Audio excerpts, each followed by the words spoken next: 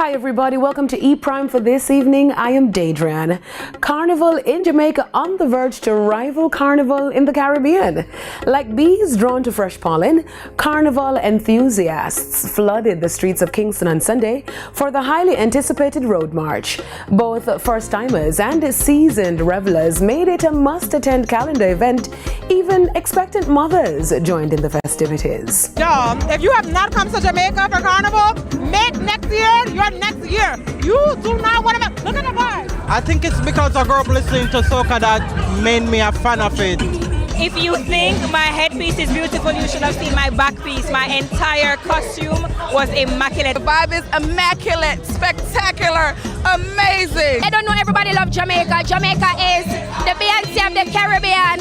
So you know it go. Despite the unexpected rain, nothing could dampen the spirits of the revelers. Look at fun, look at eat, look at water, you like that, have a good time. Absolutely not. It was a nice cool down because I feel the sun crisp in my back. Spectators eager to soak up the action were treated to a premium viewing experience courtesy of Campari, complete with live entertainment. E Prime caught up with Campari's marketing manager Pavel Smith, who shared insights on creating such an exclusive experience for fans. We're trying to ensure that everyone feel that vibe, that energy from Carnival, and understand that they can also partake, even if you're not necessarily jumping with a band. But Carnival in Jamaica is more than just elaborate costumes and vibrant street parades.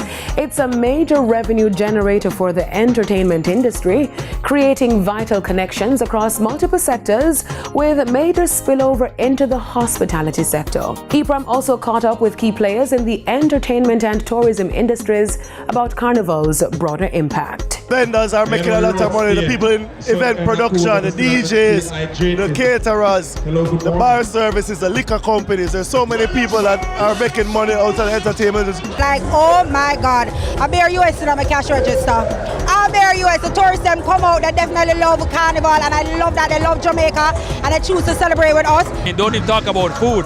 My goodness, the amount of the catering and the supplies which then extend to the farmers, even not in Kingston, but outside, so it's a really big economic driver. And as comparisons between Carnival and Dancehall persist, Minister of Culture and Entertainment Olivia Grange weighed in. Dancehall week, I think that last year may have been the third year, so it's going to take time to build, but it's going to grow, and it's going to have its impact, like any other musical genre. Earlier this month, during a press conference, Kamal Banki, co-chair of Carnival in Jamaica Stakeholders Committee, announced that reveller participation is projected to rise by 10% this year. The execution today showed me that Carnival in Jamaica's road parade is the #1 day in terms of execution for entertainment activities in Jamaica. Stakeholders are expected to convene this week to deliberate on the economic impact of this year's staging.